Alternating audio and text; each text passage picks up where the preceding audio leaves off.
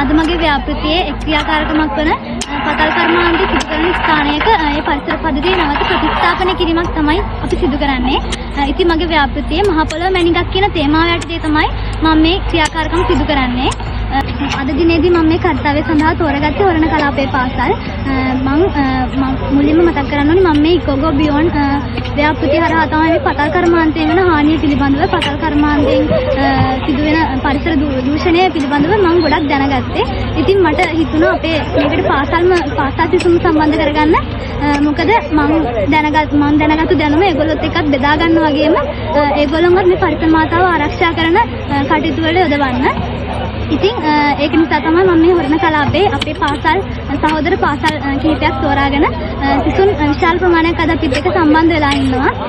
මම බලාපොරොත්තු වෙන ඒගොල්ලොත් මම වගේම පරිසරයට ආදරය කරන සහ පරිසරයට වෙන හානිය අවම කරන්න මාත් එක්ක එකටම අත්අල් බැඳගෙන ඉදී කියලා. ඉතින් අද අපි ඇවිල්ලා ඉන්නේ කුරුවිට ප්‍රදේශයේ බැකෝ පතල් සිදු කරන ස්ථානයකට. පතල් කර්මාන්තය ගත්තාම බැකෝ පතල්, දෝණ පතල්, ගංගා ඇදීම් වගේ පතල් ක්‍රම කිහිපයක්ම තියෙනවා.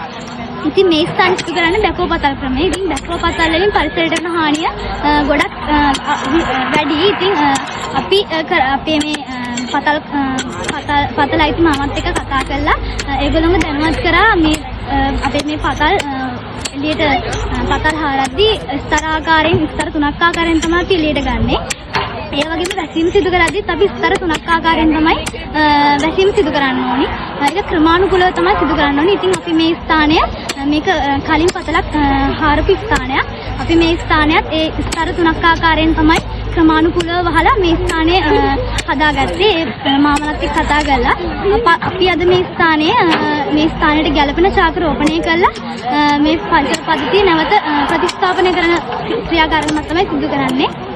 ඉතින් මම ඕගොල්ලන්ගෙන් ආදරෙන් ඉල්ලා සිටිනවා අපේ ලංකාවට ගොඩක් සල්ලි උපයන මුදල් උපයන කර්මාන්තයක් තමයි මේ මැණික් පතල් කර්මාන්තය. ඉතින් අපි මේ කර්මාන්තයක් සිදු කරන ගමන් පරිසරයට යන හානිය අවම කරගනිමින් තමයි කටයුතු කරන්න ඕනි. ඉතින් අපි පරිසරයට යන හානිය අවම කරමින් මේ කර්මාන්තවල නියැලෙන්න කියලා ආදරෙන් ඉල්ලන ගමන් අපි පරිසරය ආරක්ෂා කරන්න මම වගේම ඕගොල්ලෝ දායක වෙන්න කියලා ආරාධනා කරනවා.